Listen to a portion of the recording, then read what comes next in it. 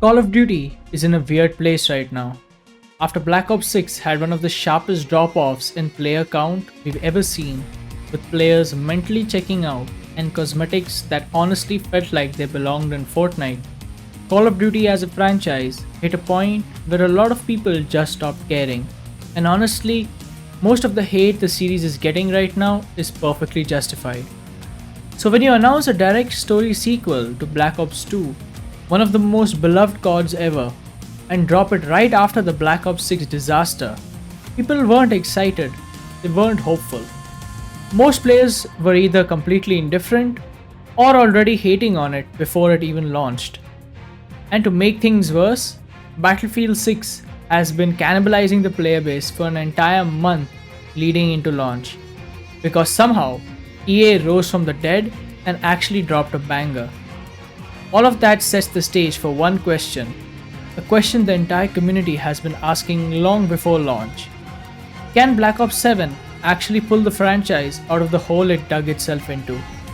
I've been playing the game for over a week now, and in today's review, we're going to find out whether Black Ops 7 actually earns back the trust of fans, or if it's just another chapter in Call of Duty's ongoing downward spiral. We're diving into Black Ops 7 to break down the campaign, multiplayer, and zombies, looking at what hits, what misses, and what the game still needs to fix. So let's start with the part of the game that carries the most weight, the campaign. Because if you're making a direct sequel to Black Ops 2, the story has to deliver. And I'm happy to say, this campaign is the biggest dumpster fire of nonsensical bullshit in the franchise's history. It's a full-on spectacle of what the fuck am I watching, and it feels like an insult to the legacy of Black Ops 2. It is, without a shadow of a doubt, the worst campaign experience in Call of Duty history. And after the absolute disaster that was Modern Warfare 3's campaign, I don't think anyone expected something this bad to get fed to players. This campaign makes Trainco Boom look like a masterpiece. And it kicks off the second you hit start. No briefing, no build-up, nothing. You're instantly dropping in as a JSOC strike team, mowing down waves of NPCs dressed head to toe in white. And the game never really tells you why. The bad guys are just there, and apparently that's all the justification you need. The only setup you get is a single cutscene.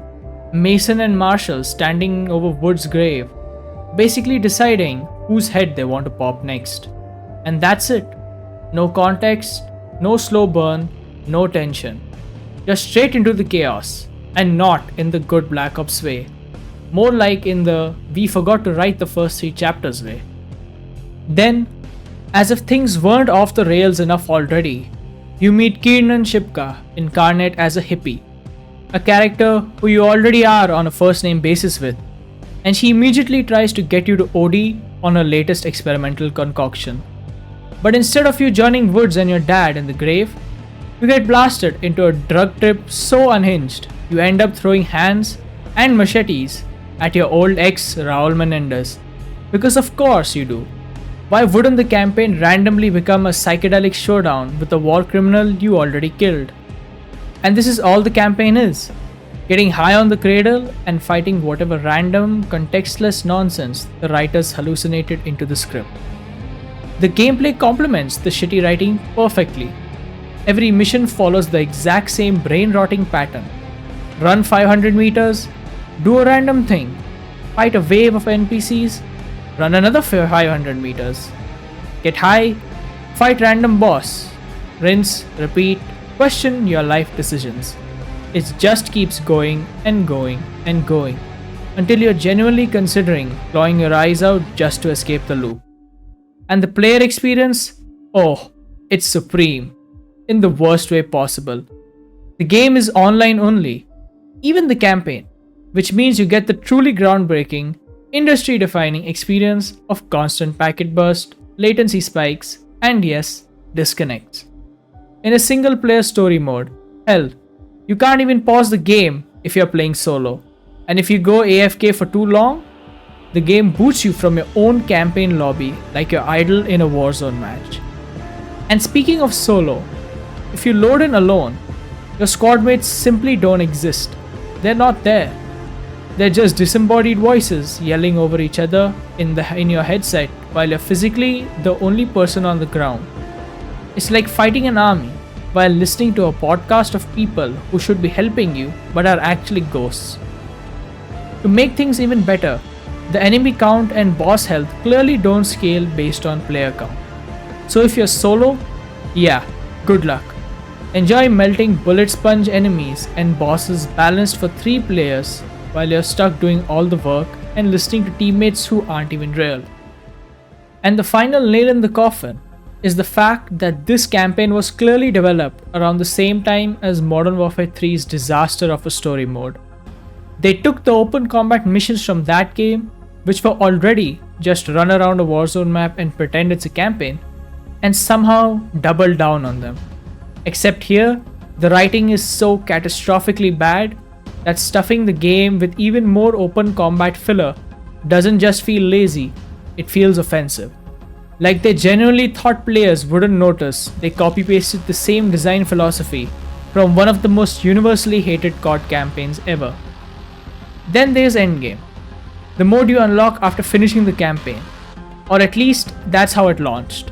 The backlash was so immediate that they literally had to push an update just so players didn't have to suffer through 6 hours of narrative sewage just to access it. Which honestly tells you everything about how confident they were in their own story. Endgame itself is basically the love child of DMZ from Modern Warfare 2 and Modern Warfare Zombies from Modern Warfare 3. You drop into Avalon, the next Warzone map, take on a bunch of objective types, and work your way through 4 different difficulty zones. You level up your character, pick skills and perks as you go, and try to extract before the match timer hits 0. Because if you don't, you OD on the cradle and lose all your progress. Classic extraction loop stuff. And look, it's fine. I've played more than enough DMZ and Modern Warfare Zombies to know exactly what this kind of mode offers. And Endgame doesn't really bring anything new to the table for me. But I've seen plenty of people enjoying it. And if you're one of them, great, have fun. There's definitely an audience for this style of PvE. But here's the catch. Treyarch openly said that Endgame's future support relies entirely on community engagement. So if interest drops off, don't expect new content, updates, expansions, anything. It'll just be left to rot, DMZ style. Oh, and the cherry on top, if you uninstall the campaign to save storage, Endgame gets uninstalled with it. So even if you never want to touch the campaign again, which believe me, is understandable, you're still forced to keep the entire 6-hour flaming wreckage installed if you want to hop into Endgame occasionally. So the campaign in Black Ops 7 isn't just a miss, it's a full-blown collapse. A confusing, poorly written, copy-pasted, online-only mess that somehow manages to disrespect its own legacy while borrowing all the worst parts of Modern Warfare 3's design philosophy. And even the one mode that tries to salvage the experience, Endgame, is trapped behind a maybe we'll support it, maybe we won't promise from Treyarch. If this was supposed to be the triumphant return of the Black Ops narrative, it's not just disappointing, it's embarrassing.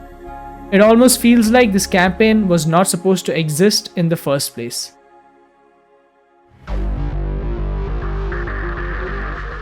Now thankfully, the good news is the game doesn't end here.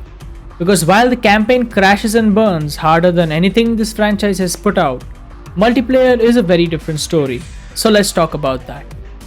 Going into launch, the biggest talk point wasn't the maps, the guns, the movement, it was the removal of skill-based matchmaking. Even after launch, that's still all anyone's talking about. Because for the first time in years, COD's matchmaking is basically open. Skill is minimally considered, the system is way looser, and there's only one playlist that still uses standard SBMM, and I genuinely have no idea why it even exists. In my experience, the new system performs exactly as expected. I'm getting way more varied lobbies, a mix of skill levels, and thank God they removed disbanding lobbies. You can actually stay in a session with people you vibe with, imagine that. Now I've seen the videos and posts claiming SBMM is still secretly in the game. And yeah, sure, maybe in some invisible, background, data minimal way it still exists. But here's the thing, after 5 straight years of players being brutally funneled into that forced 2.0 KD corridor, the community itself has just become sweaty. We've been trained to be dialed in, butt sliding, drop shotting, bunny hopping freaks. So even with the system opened up, people are still cracked. But in my experience, huge W that SBMM got dialed back. The game genuinely feels better to play because of it. Next up, the maps. And honestly, this is another big W. They're noticeably larger than the Black Ops 6 maps, which means we finally moved past every match feeling like a reskinned version of Nuketown, with no breathing room.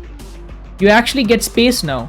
Space between engagements, space between spawns, space to reposition without immediately getting third-partied by someone who spawned 5 feet behind you. The layout themselves are solid too. Most maps follow that classic clean 3-lane structure with good symmetry and predictable flow without feeling stale. They strike a nice balance between movement freedom and choke point control, and they just play well. Simple as that. I've only run into maybe 1 or 2 maps that feel a bit too tight for my taste, but honestly, that's fine. It adds some variety. The overall lineup is strong, consistent, and way more thoughtfully designed than what we got last year. That said, the spawns are absolutely out of control. They either super sticky, locking your team into the same corner of the map for way too long, or they flip so aggressively, you spawn behind people you were just fighting. And on hardpoint, oh man, split spawns are practically a feature at this point. 1 second you're rotating with your team, the next second the enemy is magically spawning in your back pocket. It gets frustrating fast, and it happens often. Movement in Black Ops 7 is noticeably slower than Black Ops 6. And honestly, that's a win. With the maps being larger and more thoughtfully designed, it's actually nice that people aren't flying around like caffeinated dolphins every 5 seconds. The pacing feels more comprehensible, more positioning focused, and way less chaotic. Wall jumping is in the game, but most players barely use it. It's more of a niche mechanic than a core feature. That said, I've definitely run into a few absolute demons who treat the walls like trampolines and manage to ping pong around in style on me. But they're the minority. For the average player, wall jumping is more of a cool if you can do it tool, not an integral part of moment-to-moment gameplay. There's also the new 20v20 mode, Skirmish. Think of it as Treyarch's equivalent to Infinity Ward's Ground War. Bigger maps, more players, more chaos. But not full-on Battlefield scale. If you like larger fights, but still want the traditional COD feel, you might enjoy it.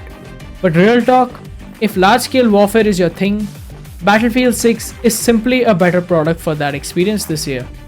Skirmish is fine, it's fun enough, but it's not touching the scale, polish, or pacing that Battlefield brings to the table. The TTK is basically the same as it was in the beta, and I like it. It gives the average player enough time to actually react when they're getting shot, instead of instantly evaporating like in Modern Warfare 2. Fights feel fair, readable, and skill-based without turning every gunfight into a tank duel. But when it comes to weapon balance, it's very clear what the meta is right now. Assault rifles dominate, and at the top of that pile is the M15 Mod 0, which is everywhere. SMGs, meanwhile, are noticeably weaker in comparison, and because the maps are a bit larger and engagements naturally happen at longer ranges, ARs just make more sense for the majority of players. They did push a balance update a few days ago to help the SMG category, but yeah, it's not enough. The Dravik 45 feels like the only viable SMG right now. Everything else just loses too many fights outside the 10 to 12 meters.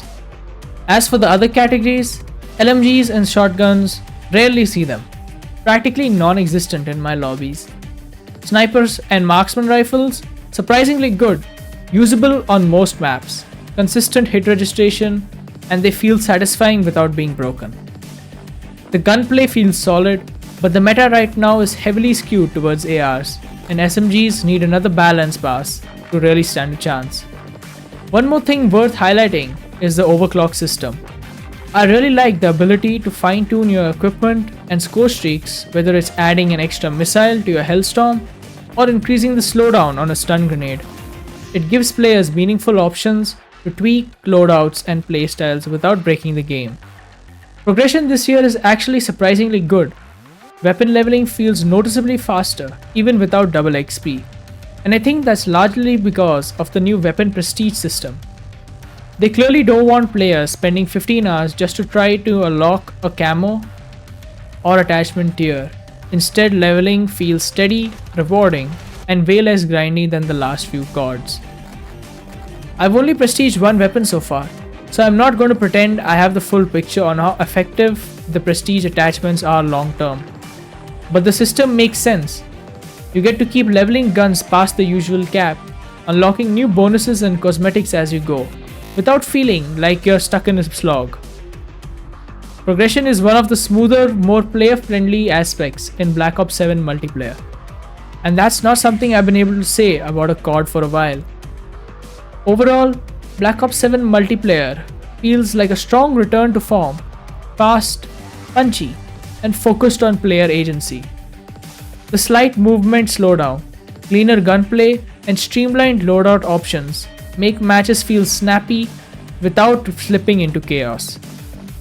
While the new progression and prestige systems keep you grinding without feeling overwhelmed, it's not reinventing the series, but it is refining what worked, trimming the fat, and delivering a more consistent, less frustrating experience than recent entries.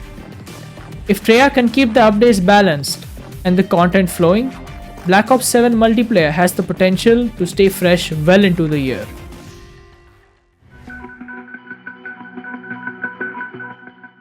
Alright, that's multiplayer covered.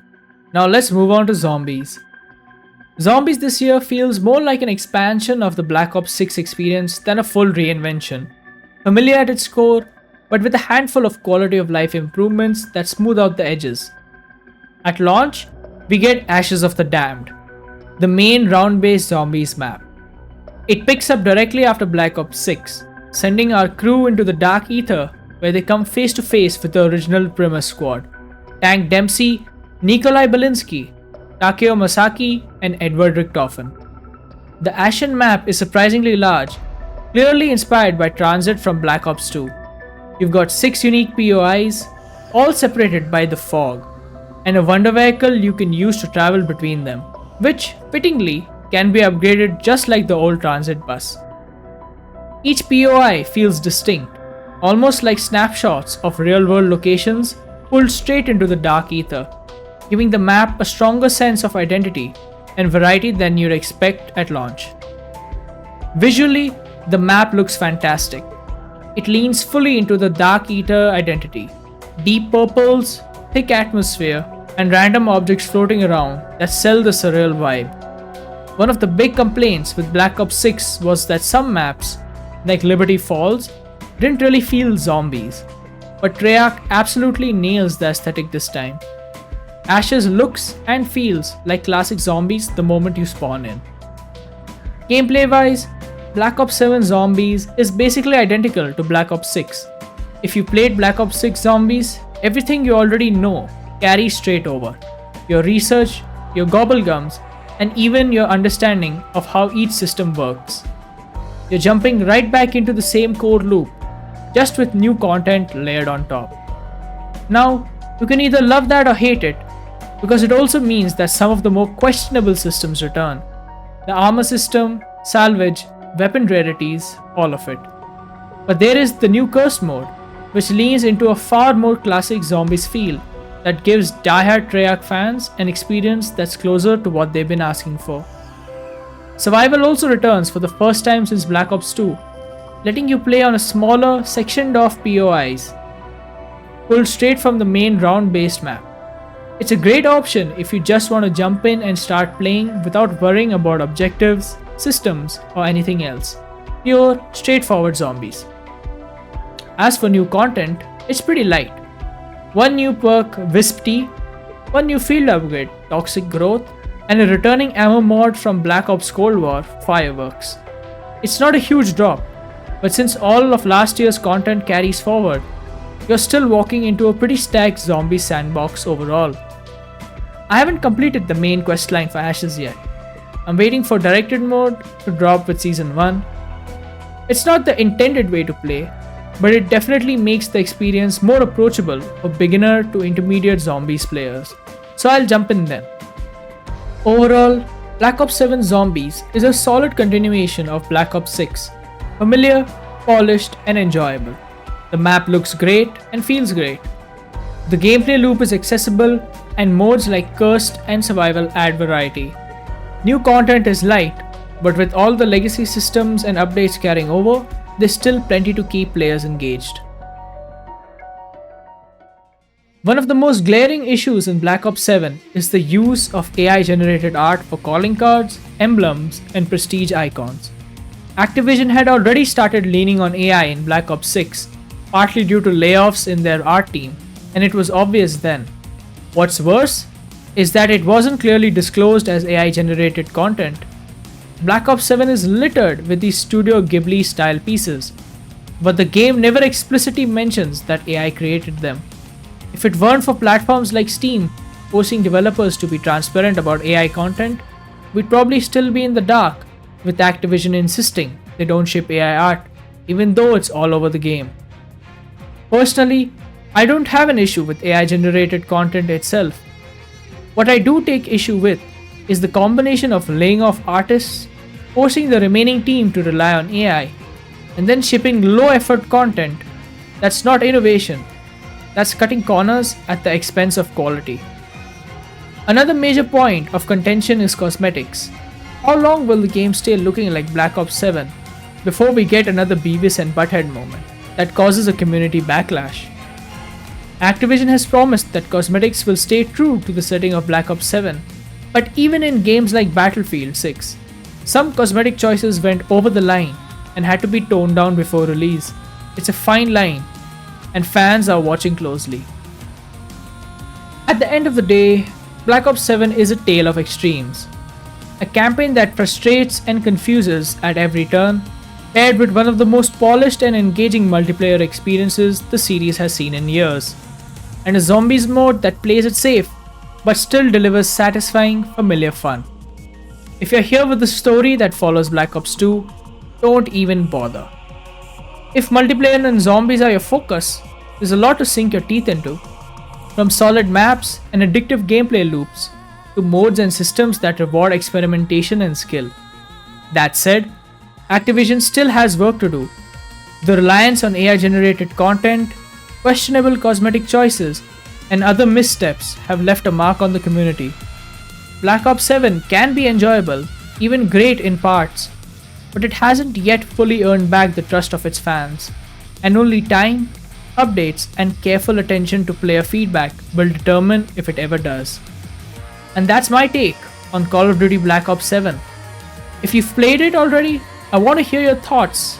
Are you enjoying multiplayer, struggling through the campaign, or loving the zombies experience? Drop a comment below and let me know. If you've enjoyed this breakdown, make sure to like and subscribe for more. I'll have a review of the Warzone integration soon, as well as Black Ops 7 vs Battlefield 6 and Warzone vs RedSec. I'll see you in the next one. Peace.